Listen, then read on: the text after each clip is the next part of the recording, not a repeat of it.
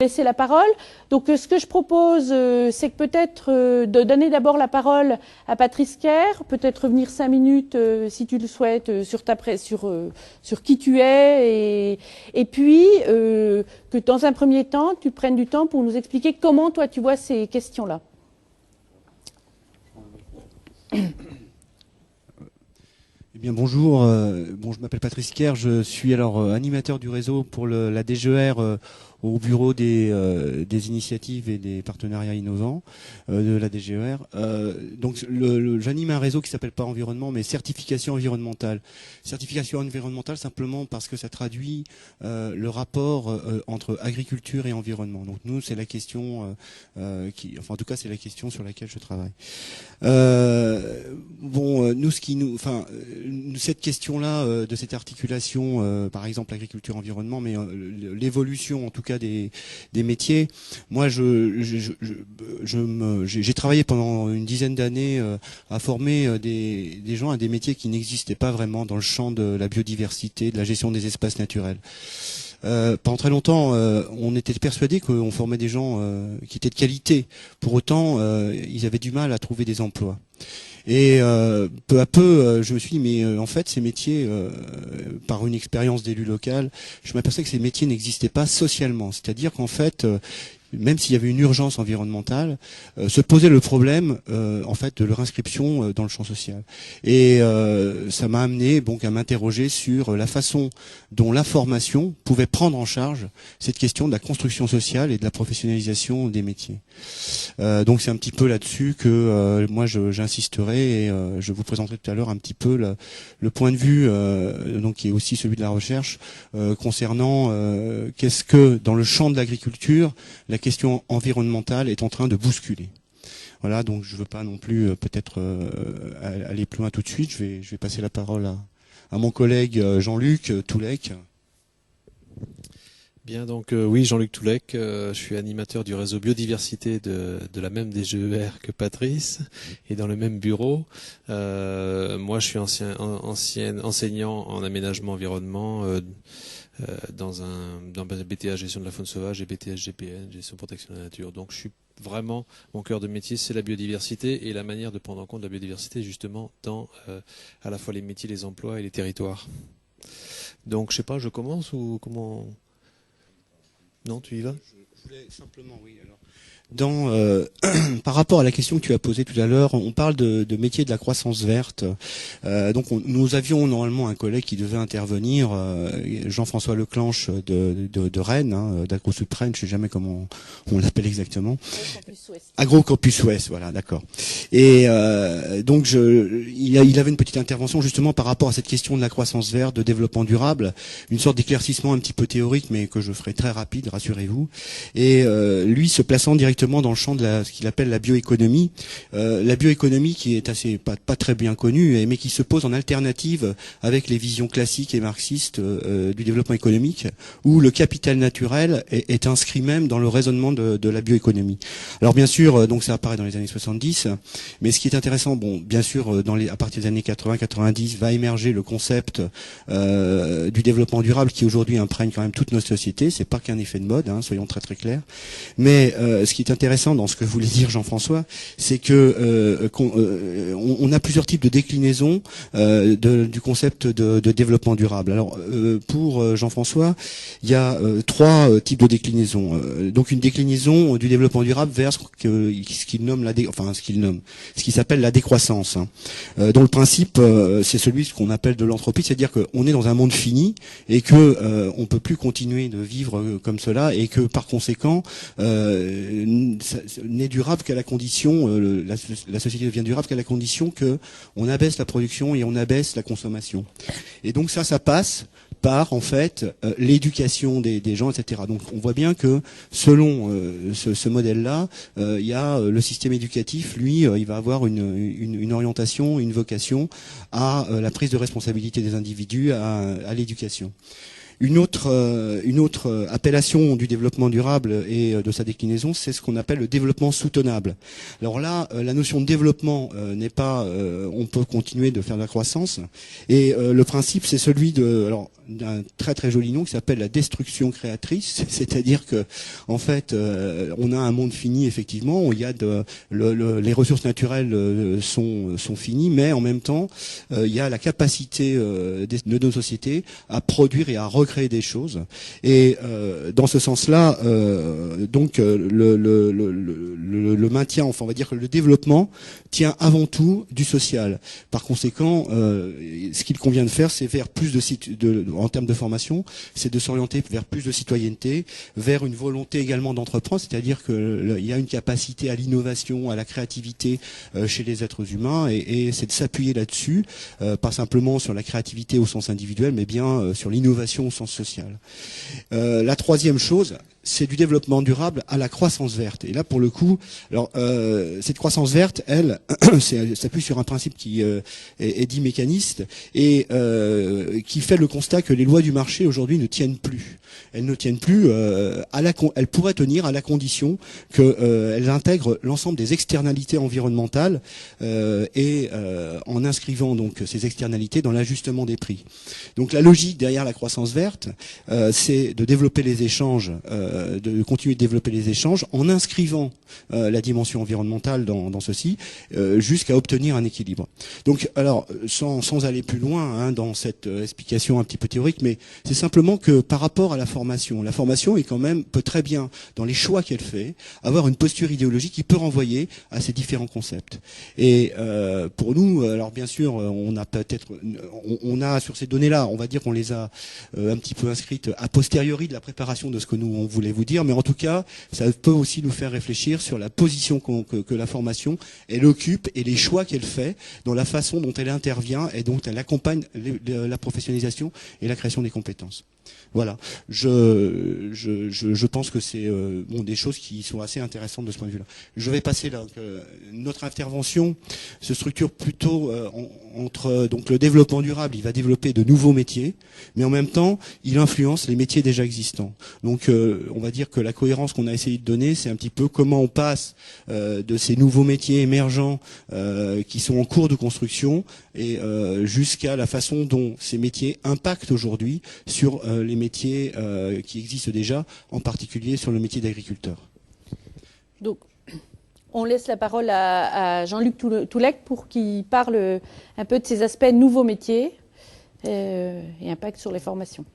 Oui, je vais parler principalement du coup des métiers verts. Je ne sais pas si vous connaissez un peu le travail qui a été fait pour l'instant sur la croissance verte, mais il y a un plan national en fait qui a été développé là en janvier 2010, dans lequel on trouve en gros des éléments autour d'une stratégie nationale d'action, de la mobilisation finalement des filières qu'il va falloir développer et la mobilisation des territoires. Et moi je pense que ça c'est un élément très fort, la notion de territoire et du lien au territoire. Alors du coup ça pose la question pour les métiers existants on va dire de la nature et de l'environnement de manière générale. Ça pose la question comment ils peuvent un peu s'adapter, comment ils peuvent développer de nouvelles compétences et comment surtout ils peuvent se développer dans l'espace de l'emploi en France. Alors quelques éléments quand même sur ce qu'on appelle les métiers verts. En fait, c'est vrai qu'il y a 4 secteurs forts aujourd'hui, d'après ce que d'ailleurs les comités de filière ont pu dire dans le cadre de ce travail sur la croissance verte.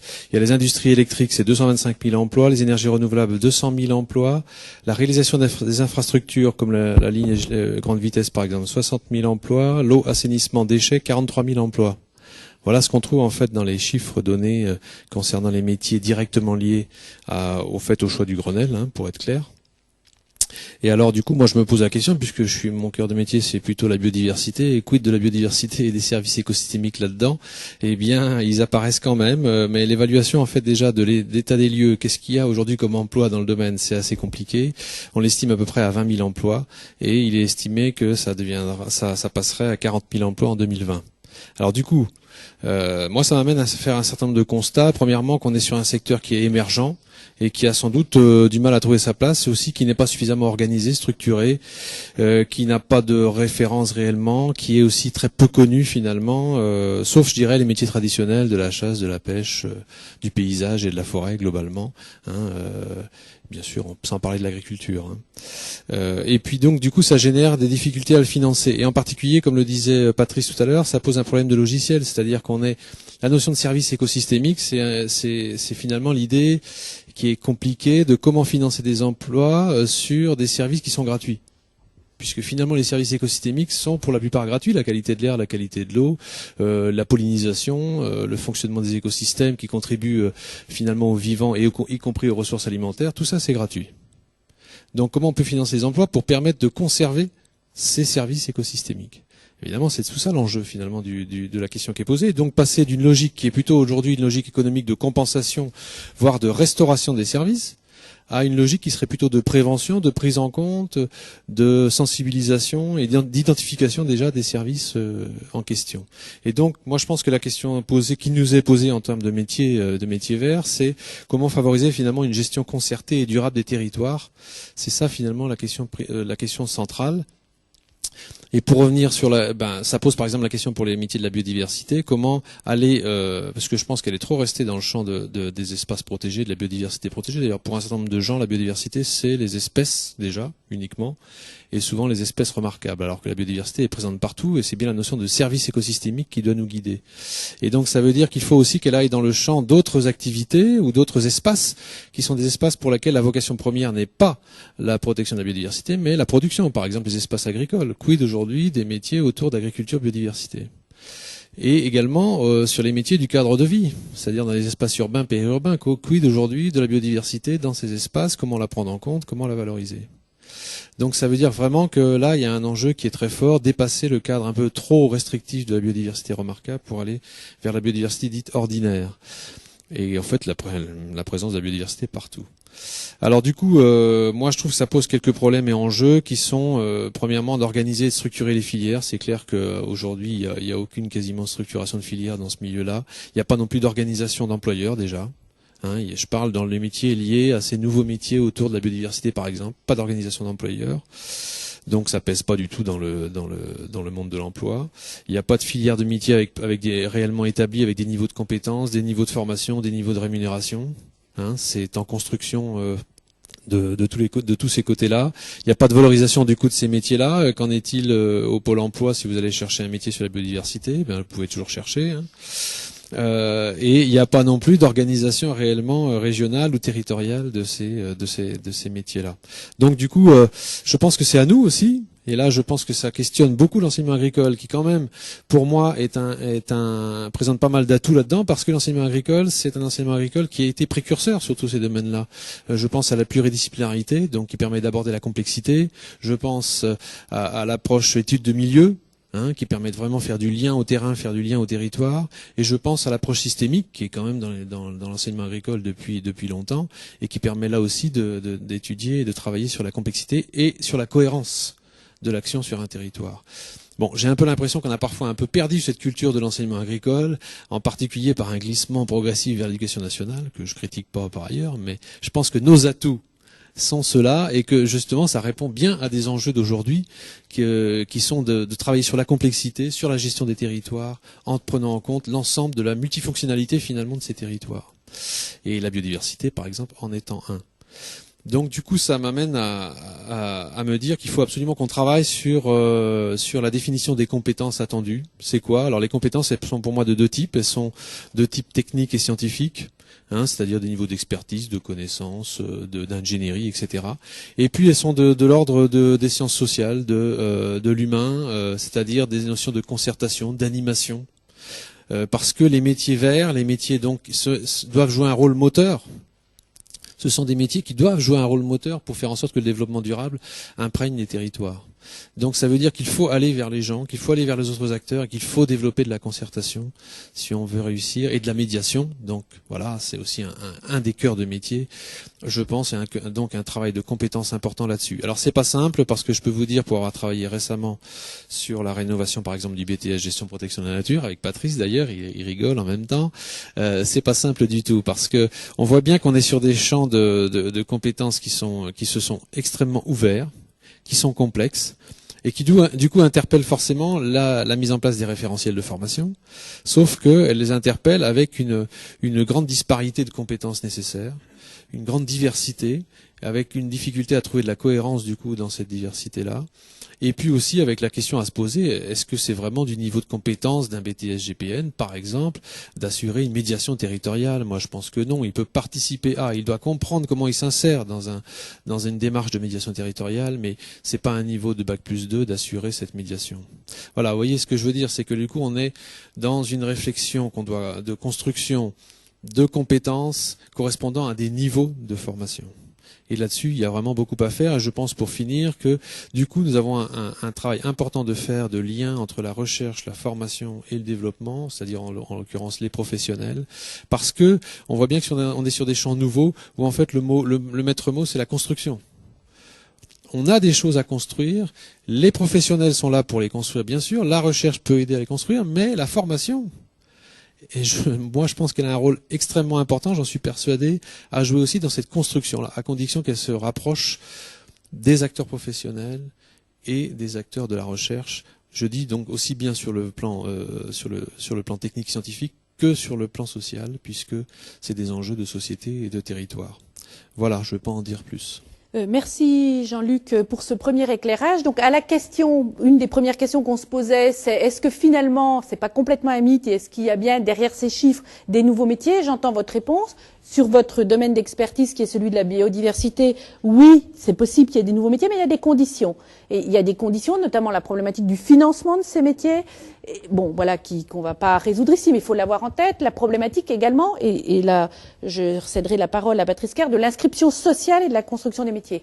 Au passage, je note déjà quand même un élément intéressant pour les chargés d'ingénierie de développement que vous êtes, dans ce que vous avez dit, c'est que pour contribuer et créer les conditions de ce financement, et pour créer les conditions de cette inscription sociale des métiers, il y a un rôle de médiation, je crois que c'est le terme que vous avez employé, il y a un rôle de reconnaissance, et ça se travaille, il y a un rôle, oui, d'intermédiaire à jouer, qui, à mon avis, a quand même à voir avec vos activités.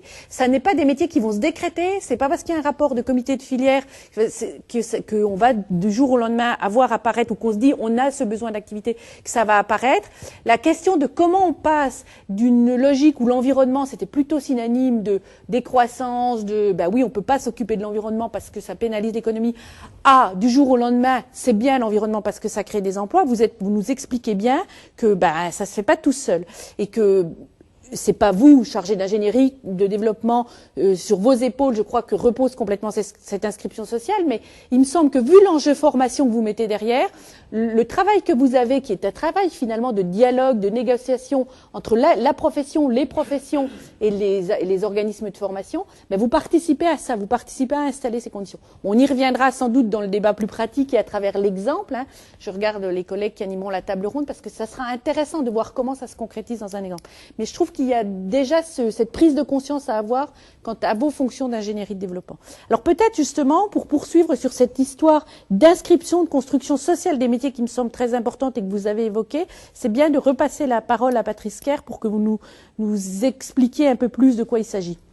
Alors oui, je reprendrai au bon ce que vient de dire Jean-Luc, c'est-à-dire que quand il évoquait notamment le travail qui était à l'œuvre au moment où on a rénové le BTS, le référentiel du BTS gestion des espaces naturels, en fait ce qui se passait c'est qu'il y avait bien un dialogue et que on était bien en train d'essayer de dire mais c'est quoi en fait les règles qui définissent le contour de ce métier. Et donc en fait ce métier est bien en train de se faire et que nous en tant que formateurs, enseignants, on était en train d'y jouer un rôle. Alors, je voudrais illustrer un petit peu ces propos. En tout cas, ce qui est clair, c'est que ça montre bien comment la formation a aussi, en fait, un rapport à la construction des règles qui définissent ce qu'est un bon professionnel, entre guillemets. Alors, je voudrais illustrer tout ça à partir d'un exemple sur le cas de l'agriculture. Jean-Luc a parlé tout à l'heure de service environnemental, de service écosystémique. On a l'habitude, par rapport au champ professionnel de l'agriculture, de considérer que ce rapport est toujours plutôt uniforme, c'est-à-dire qu'il y aurait une opposition quasi systématique entre agriculture et environnement. Or, en fait, la réalité sociale de cette relation-là, elle n'est pas du tout évidente. Elle est certainement beaucoup plus plurielle. Cette pluralité, en fait, elle tient d'une part au fait qu'au sein même du champ professionnel, les agriculteurs occupent ce qu'on va appeler des positions différentes. Alors, cette différence de position, elle tient d'abord au fait qu'il y a plusieurs manières de faire de l'agriculture. Soit ça renvoie à des règles très cadrées, etc. L'agriculture biologique, l'agriculture raisonnée, les AOC, etc., etc. Soit que ça renvoie à des règles un peu plus floues comme l'agriculture paysanne ou l'agriculture durable. Mais ça renvoie aussi également ces positions au sens qui est donné à ces pratiques. En effet, être agriculteur et se déclarer paysan, exploitant ou entrepreneur rural ou agricole, ce n'est pas la même chose. Ce qui fait que finalement, comme le dit Jacques Rémy, aujourd'hui, à la tentative en fait des années 60-70 d'uniformiser, de professionnaliser le monde agricole derrière un modèle qu'on qualifie de productiviste, en fait, on s'aperçoit qu'il y a une réalité plurielle dans laquelle on a des positions qui sont, on va dire, plus ou moins en concurrence les unes des autres pour définir, en fait, c'est quoi aujourd'hui être un agriculteur. Alors, ce monde agricole qui est déjà agité de l'intérieur, il se trouve aujourd'hui confronté à une injonction extérieure de professionnalisation, en particulier par la question environnementale et par la notion de service écosystémique.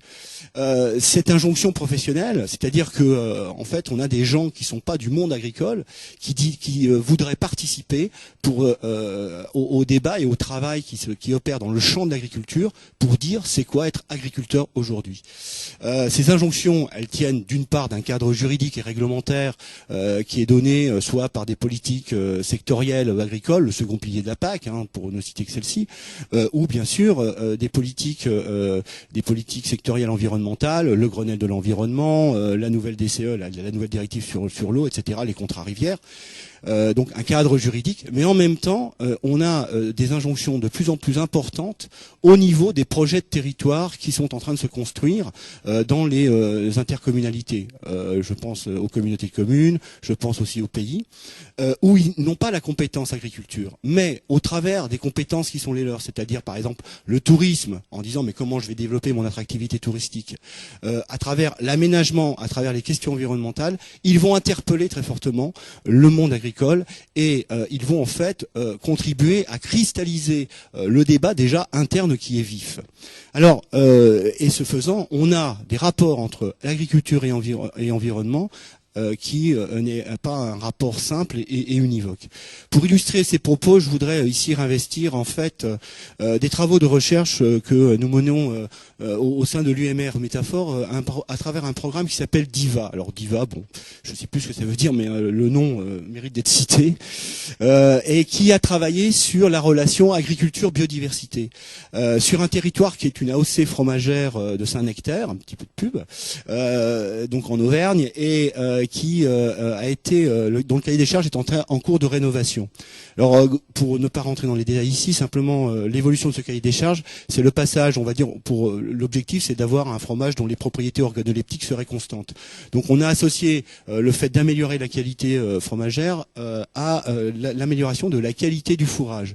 De là, ce cahier des charges aurait très bien pu associer qualité du fourrage et biodiversité. Comme l'incitait en fait l'INAO, donc ceux qui sont en charge de contrôler en fait ces AOC, qui aujourd'hui dans son nouveau cahier des charges incite très fortement à inscrire la biodiversité même dans ces nouvelles AOC. Or, sur le territoire de Saint-Nectaire, ça n'a pas été possible. Donc pour nous, c'était un territoire assez intéressant d'aller explorer. Pourquoi est-ce que cette relation biodiversité et agriculture ne s'est pas faite? Le cadre théorique de cette analyse, bon, je ferai que la citer. Hein, c'est une approche sociologique compréhensive de l'action située. Bon, ça veut pas dire grand-chose. Simplement, enfin, ça veut dire si quelque chose, mais je vous renvoie pour ça à un article dans le dernier Éducation permanente qui va sortir prochainement.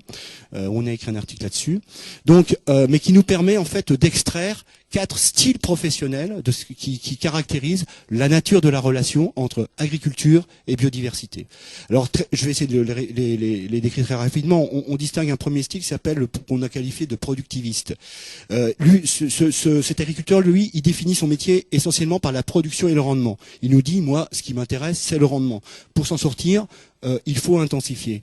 Donc, le nouveau cahier des charges, pour lui, pose un problème et il renvoie d'ailleurs à des archaïsmes. La biodiversité, elle s'oppose en fait à son activité, comprenant la biodiversité comme quelque chose qui renvoierait au naturel, à la nature, qui n'a pas besoin de l'homme. La biodiversité, en fait, elle se fait toute seule. De ce fait, la biodiversité rentre en concurrence même avec son activité et il nous dit, par exemple, la biodiversité, à terme, c'est la fin des exploitations et des agriculteurs.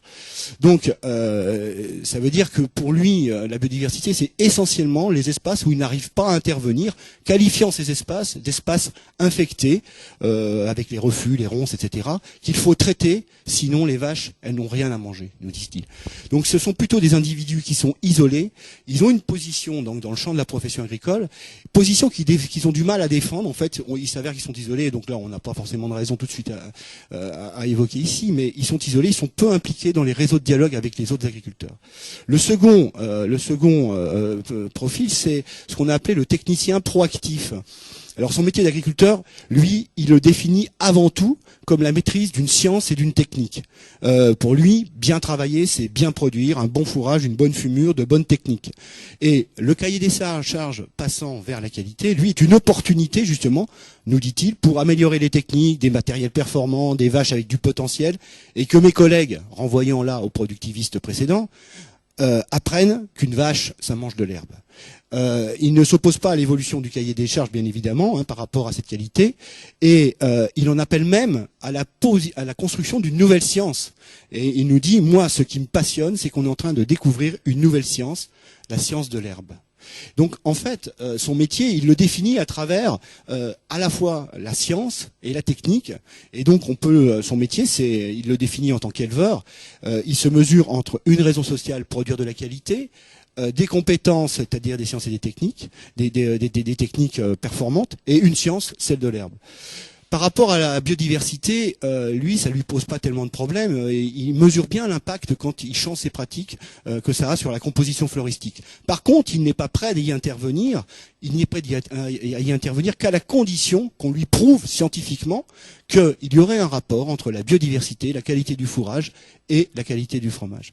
Donc cette position-là, il la défend avec force. Il est dans tous les réseaux de dialogue technique. C'est donc il se pose comme un expert qui maîtrise un savoir spécialisé qu'il serait le seul à détenir.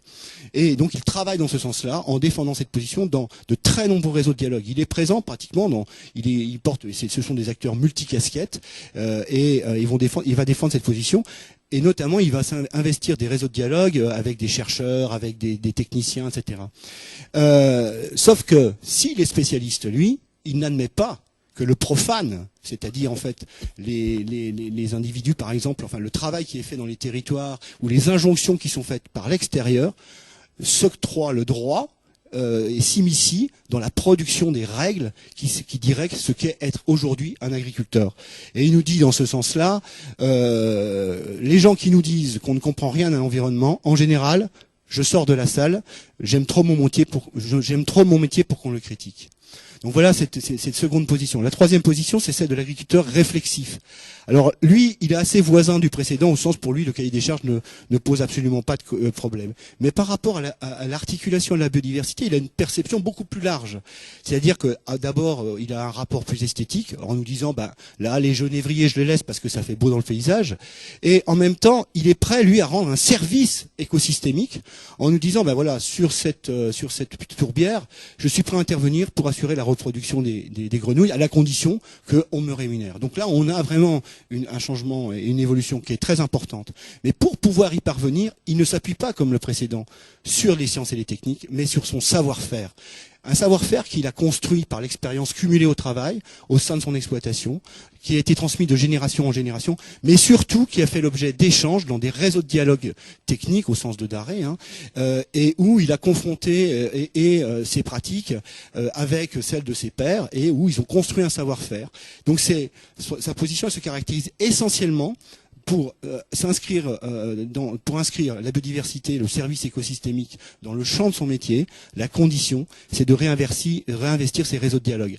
Alors, s'il a été pendant très longtemps, généralement ce sont des agriculteurs un peu plus âgés, et s'il a été très longtemps, on va dire, impliqué dans tout un tas de représentations agricoles, aujourd'hui il s'en est extrait, regrettant justement cette espèce de communauté qu'il pouvait y avoir et de solidarité qu'il pouvait y avoir.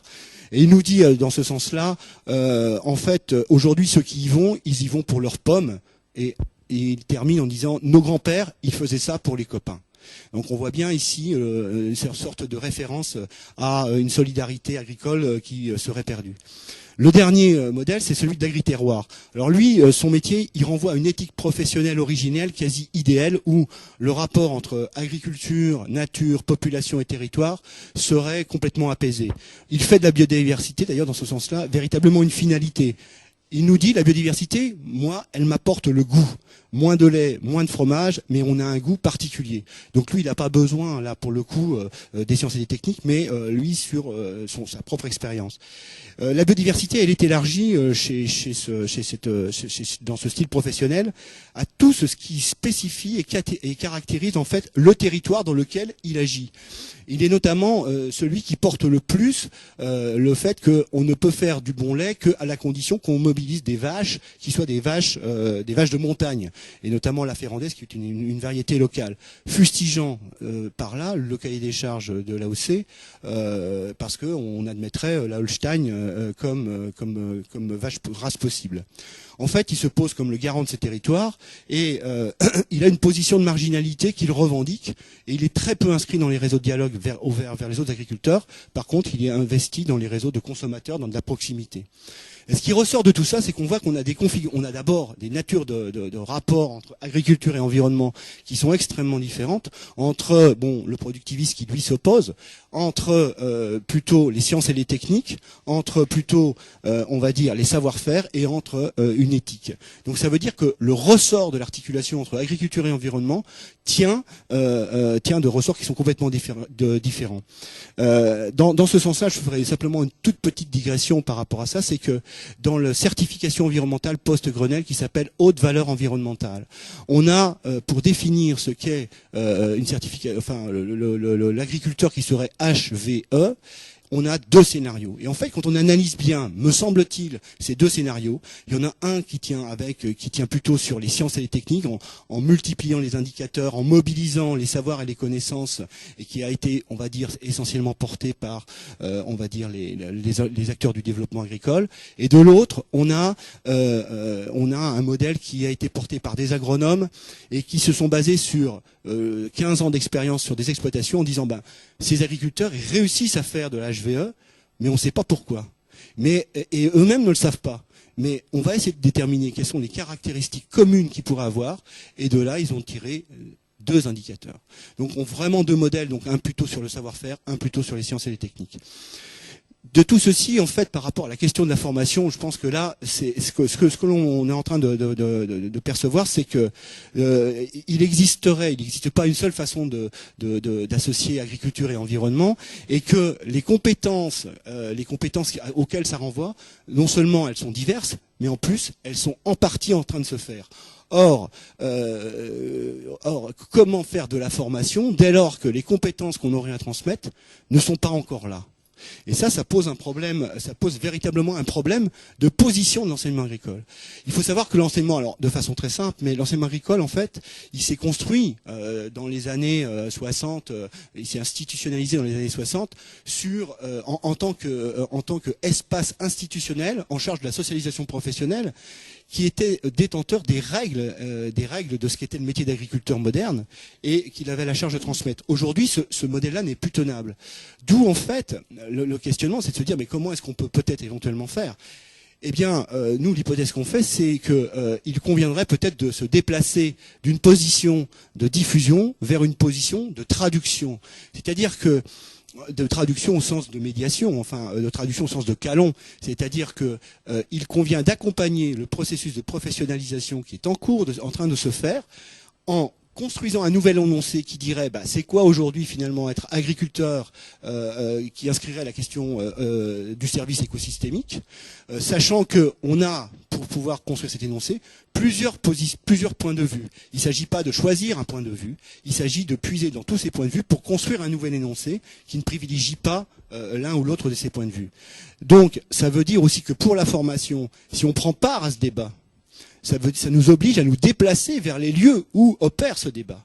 Or, il opère où? On l'a vu avec les différents modèles. Il opère bien sûr dans les gros réseaux de dialogue agricoles, où les agriculteurs sont en train de discuter, mais également dans des réseaux de dialogue, des espaces de concertation sur le territoire.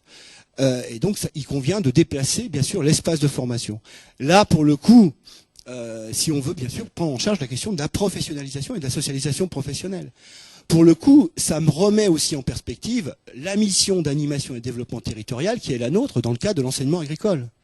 Une petite remarque aussi, c'est que on a vu par exemple dans les différentes postures, dans les différents styles professionnels que je vous ai décrits tout à l'heure, en fait on s'aperçoit que les agriculteurs sont très peu investis. Alors c'est valable bien sûr pour l'AOC Saint-Nectaire, mais il y a d'autres données qui le montrent, c'est que ils sont peu investis dans les réseaux de dialogue territoriaux. Ils sont surtout investis entre agriculteurs. Donc se pose quand même la question, aujourd'hui, compte tenu de la transversalité de la question environnementale, du fait qu'elle est portée par des acteurs non agricoles et extérieurs au monde agricole, du rapprochement entre le monde agricole et le monde non agricole. Or, l'enseignement, les établissements d'enseignement de formation agricole, eux, sont légitimes bien sûr du côté du monde agricole, mais ont aussi une légitimité du côté du monde non agricole, compte tenu ne serait-ce que de leur ouverture vers de nouveaux métiers, comme l'a décrit Jean-Luc, mais aussi vers tout l'ensemble des métiers qui portent sur le rural. Alors, on pourrait dire oui, donc ça, c'est un ajustement des pratiques, ça suppose des ajustements des pratiques. Comment on passe? Ça ne veut pas dire qu'on ne remet pas en cause le fait qu'il faille diffuser de la connaissance, mais c'est simplement comment on articule en plus une posture de médiateur et des pratiques de traduction qui permettent la construction de ces nouveaux énoncés. Alors, on pourrait dire, en fait, oui, est-ce qu'il s'agirait simplement de plus réfléchir? Et si, en fait, ces pratiques étaient déjà là? Donc, pour terminer, je donnerai simplement un petit exemple. Dernièrement, je suis allé dans un établissement où il nous disait justement, voilà, nous, on a expérimenté les circuits courts sur notre exploitation, et ça a percolé sur le territoire. Alors moi j'ai répondu, mais ça a percolé comme ça par une opération magique, comme un sachet de thé dans un bol d'eau chaude. Et là de nous décrire en fait toute une activité des enseignants formateurs sur les territoires, investis dans des espaces dans lesquels ils mettaient en œuvre un ensemble de pratiques qui n'étaient pas du tout valorisées. Ils avaient même du mal à en parler, c'est-à-dire même à décrire ce qu'ils étaient en train de faire. Et on voit qu'aujourd'hui, par rapport à cette question d'accompagner la professionnalisation en cours, il y a véritablement un enjeu à capitaliser sur ces expériences-là, à capitaliser sur les pratiques qui sont déjà à l'œuvre, mais qui sont peu formelles. N'étant pas formelles, elles sont peu explicites, et n'étant pas explicites, elles sont peu échangeables dans des réseaux de dialogue. Alors, je conclurai simplement par rapport à cette intervention, c'est que nous, avec Jean-Luc, on est en charge d'animer des réseaux donc au sein de la DGER.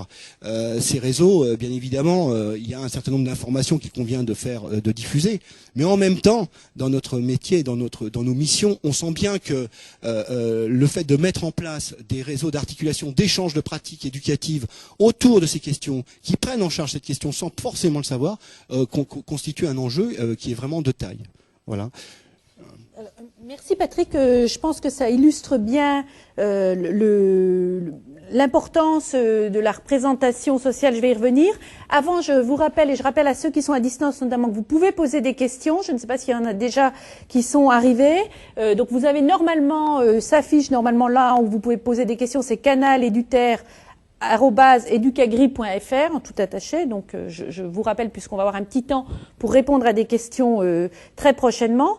Donc je trouve que l'exemple, en s'intéressant concrètement au rapport entre agriculture et environnement et à la représentation que ça a chez les agriculteurs, vous expliquez bien l'importance et le fait qu'on exerce son métier pas en apesanteur, mais selon certaines considérations idéologiques, le mot est peut-être trop fort, mais en tout cas sociologiques, institutionnelles. Enfin, on s'inscrit dans un environnement au sens large. Et ça me semble une donnée importante pour les chargés d'ingénierie que vous êtes, et qui ne s'applique pas qu'à l'agriculture.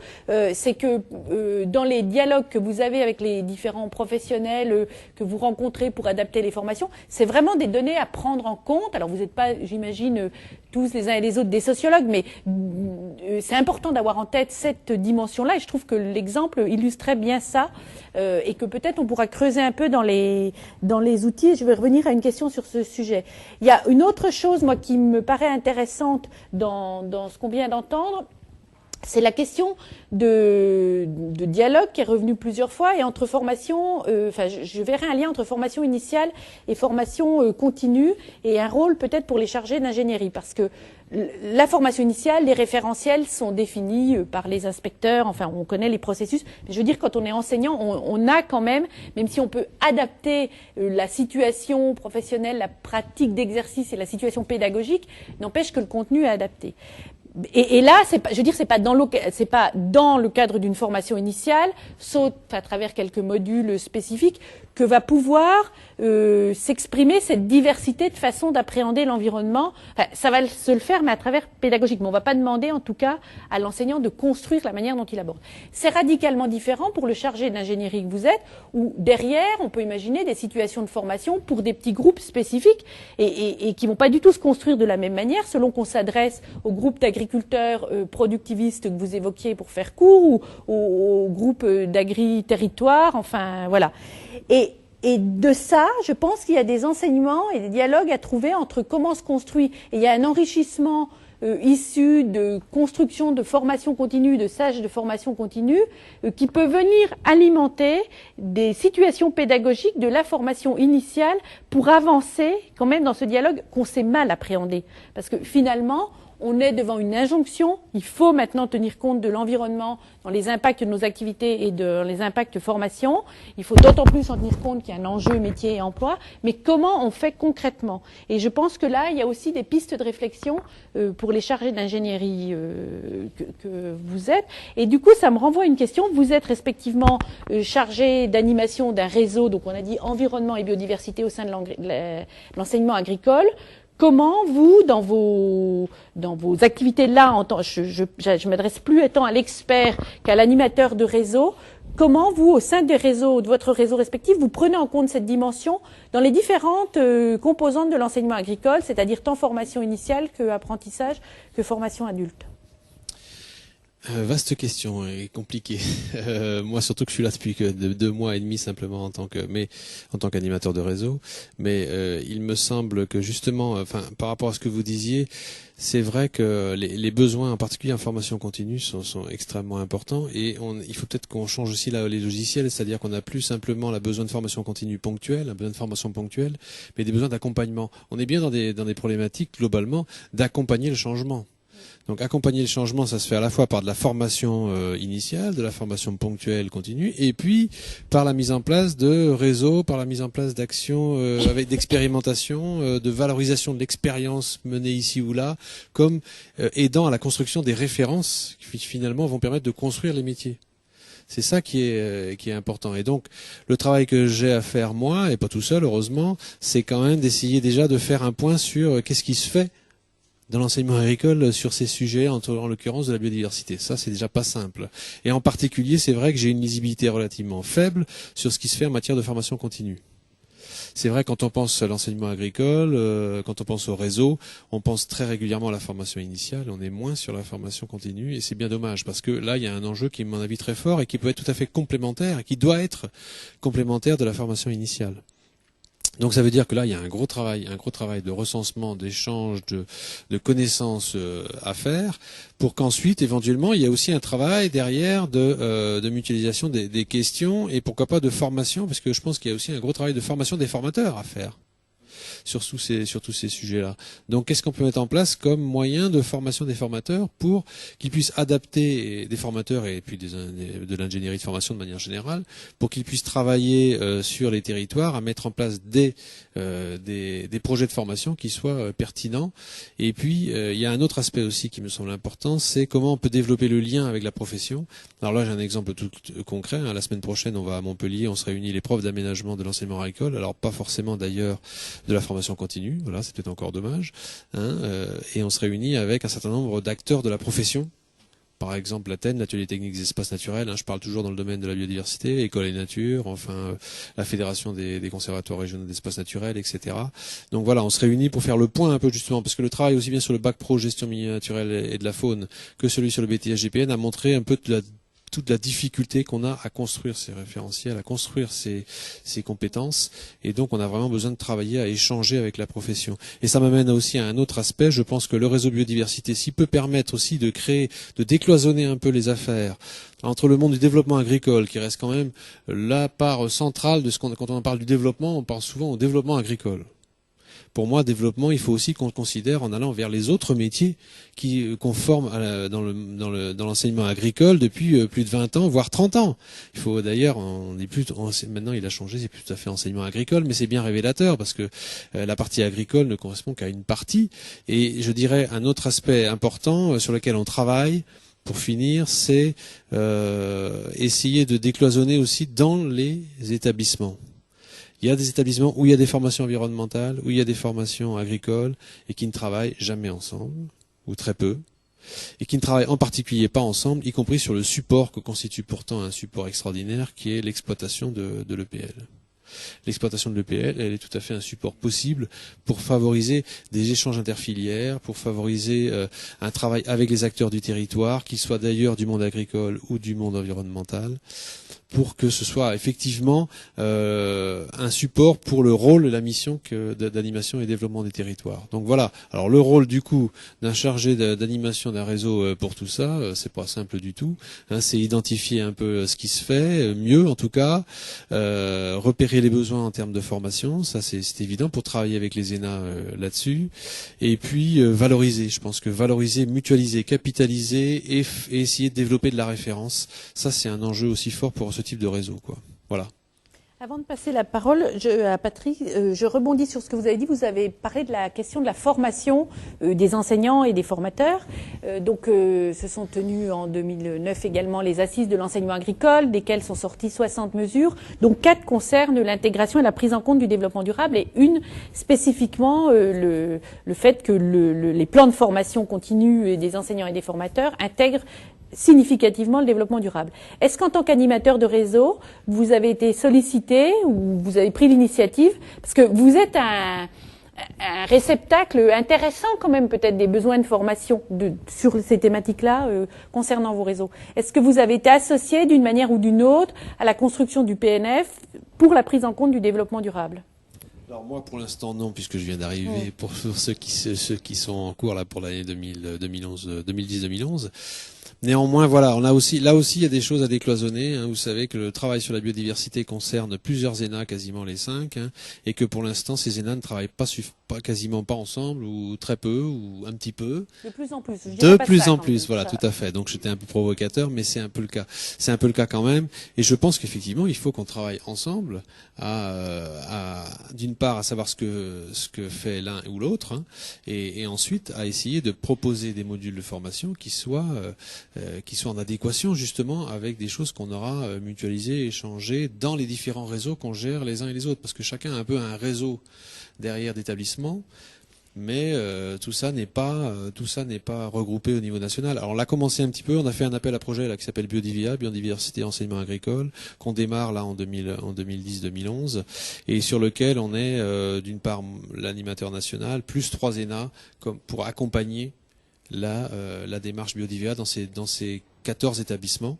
Cette démarche-là étant vraiment une démarche de lien entre agriculture, biodiversité et territoire. Et on l'espère que ce type de démarche, un peu pilote sur certains établissements, où on va avoir un regard un peu plus centré sur non seulement l'aspect technique, mais l'aspect pédagogique, la mise en œuvre pédagogique des choses qu'on va travailler, hein, on espère que tout ça pourra être aussi mutualiser, capitaliser et donc valoriser, entre autres, par l'intermédiaire des moments de formation, quoi, dans le PNF.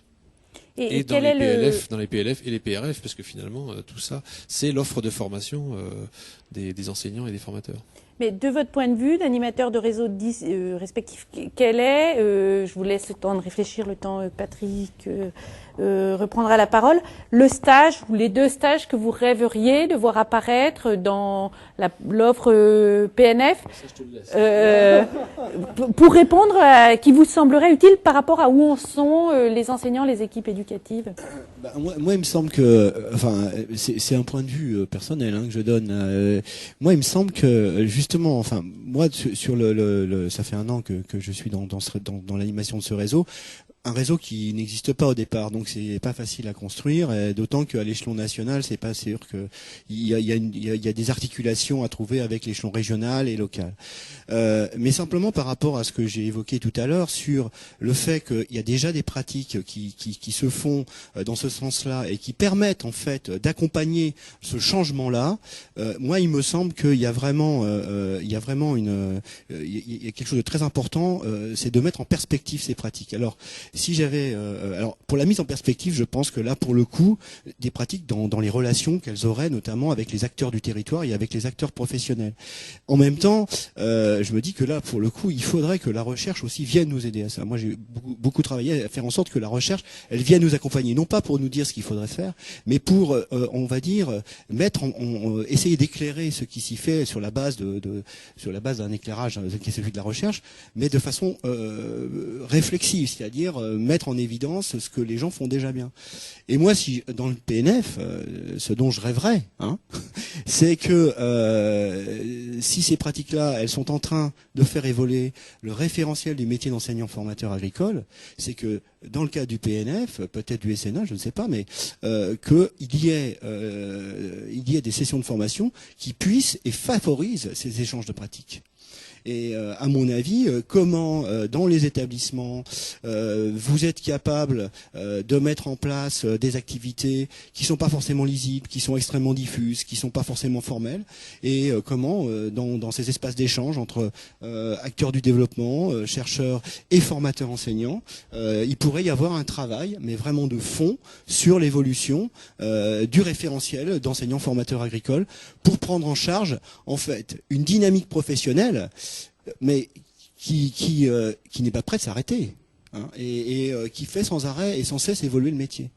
Et je pense que là, pour moi, si j'avais c'est pas tant une thématique, je dis pas qu'il faut pas des stages de PNF sur du contenu, etc. Parce qu'effectivement, la réglementation, elle change, il y a tout un tas les connaissances, elles changent, et qu'à un moment donné, on peut privilégier des moments de diffusion de cette connaissance.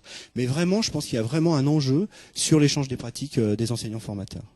Je ne sais pas si j'ai répondu à ta question. Oui, je trouve que c'est une réponse tout à fait claire et intéressante. Juste pour rajouter une chose, je prends juste un exemple. Là, on a travaillé dans le cadre avec les chambres d'agriculture et puis des réseaux naturalistes au niveau national à un outil qui s'appelle IBIS, intégrer la biodiversité dans les systèmes d'exploitation agricole, qui est en fait un outil de diagnostic conseil auprès des exploitants agricoles sur la biodiversité. Alors l'exemple là, évidemment, il y a un stage de formation sur la mise en œuvre d'IBIS. D'accord, ok. Mais ce stage de formation, il n'est pas suffisant parce que derrière, c'est pour ça que la notion de formation ponctuelle ne me paraît pas du tout suffisante, et la notion de réseau et la notion de mutualisation et de travail sur l'expérience et l'appropriation finalement de ces outils, à la fois sur le plan technique et sur le plan pédagogique, est vraiment primordial, quoi. On peut apporter des ressources et des outils, il en faut. Il en manque sûrement, les indicateurs, tout ça, les outils de diagnostic, bon, d'accord. Mais après, comment les équipes pédagogiques et comment les EPL s'accaparent, utilisent cet outil-là, et comment aussi ils s'en servent comme moyen d'animation et développement des territoires. C'est-à-dire comment on peut aussi aller chez des agriculteurs, utiliser cet outil-là, comment on l'a fait éventuellement avec des élèves, comment on l'a fait avec des élèves d'une filière environnement et d'une filière agricole, puisque moi j'ai eu l'occasion de faire ça, par exemple un travail avec BTS Axe, BTS GPN, une journée et demie sur une exploitation ensemble, travaillant sur un outil IBIS. Je peux vous dire que c'est hyper riche en termes d'échanges. Bon, eh bien, ça veut dire que voilà, on n'est pas simplement donc à la formation à l'outil, le contenu technique, scientifique de l'affaire et le fait de le mener. On est aussi sur comment on peut le mettre en œuvre, sur la mise en œuvre et le retour sur cette mise en œuvre et la pratique de mise en œuvre. Ça, je pense que c'est important. Et c'est ça qui fait que les stages d'ailleurs marchent ou fonctionnent plus ou moins bien. C'est des gens qui sont concernés parce qu'ils sont directement dans la mise en œuvre d'un outil ou d'une ressource et qui sont confrontés effectivement à ces problématiques à la fois techniques et pédagogiques parce que on est sur des sujets qui sont pas évidents, qui sont complexes. Faire le diagnostic biodiversité d'une exploitation, je sais pas si vous avez fait, mais c'est pas simple. Justement, je me permets de vous interrompre parce qu'on a maintenant un temps, une petite dizaine de minutes pour entendre des questions-réponses. Et on a une question qui rejoint ce que vous êtes en train d'expliquer, si vous voulez, qui portait sur la biodiversité, qui était de Philippe Grivet du CFPPA de Vesoul, et qui disait en gros comment faire en sorte que les agriculteurs s'intéressent à la biodiversité. Voilà. Comment inciter les agriculteurs à s'intéresser à la biodiversité? La question peut être élargie aux futurs agriculteurs du BPREA. Quels pourraient être les termes qui soient à l'invitation des préoccupations actuelles des agriculteurs en biodiversité? Enfin, cette question-là, et donc peut-être vous voulez apporter des compléments là-dessus, mais je trouve que ce que vous nous avez expliqué là, c'est-à-dire ne pas rentrer forcément bille en tête par les contenus, mais vraiment imaginer d'autres modalités de formation d'échange, vous avez beaucoup insisté là-dessus, et ça renvoie beaucoup à la dimension des chargés d'ingénierie de développement que vous êtes dans les centres, où votre objectif, c'est bien de maintenir, de contribuer au développement de l'activité du centre, mais pour ce faire, c'est d'arriver à faire en sorte qu'il y ait une vraie adéquation entre les besoins de professionnels et ce que vous êtes capable d'apporter en réponse formation, et rentrer complètement dans ces réseaux, enfin, et participer à cet échange, à mon avis, c'est une dimension importante qu'il faut creuser de l'activité de chargé d'ingénierie. Sur la question qui est posée ici sur la biodiversité, comment entrer vers les agriculteurs, auprès des agriculteurs sur cette question de la biodiversité. On a vu que cette question de la biodiversité notamment, en fait, elle posait aussi problème au sens où ça remettait bien sûr en cause la raison sociale du métier d'agriculteur, mais en même temps, on voyait bien aussi que c'était pas infaisable, quoi. Il y avait des agriculteurs qui étaient capables. Alors bon, il y a pas de manière de faire. Enfin, moi, je pense pas qu'il y ait des manières de faire.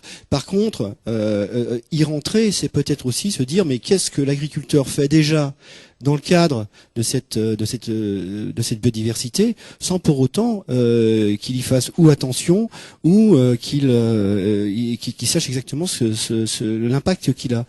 Nous, on a utilisé dans le cadre du programme DIVA que je citais tout à l'heure, un outil qui est celui de Dominique Hort de VET AgroSup, qui est un outil qui analyse la biodiversité à la fois floristique, faunistique, mais en même temps paysagère.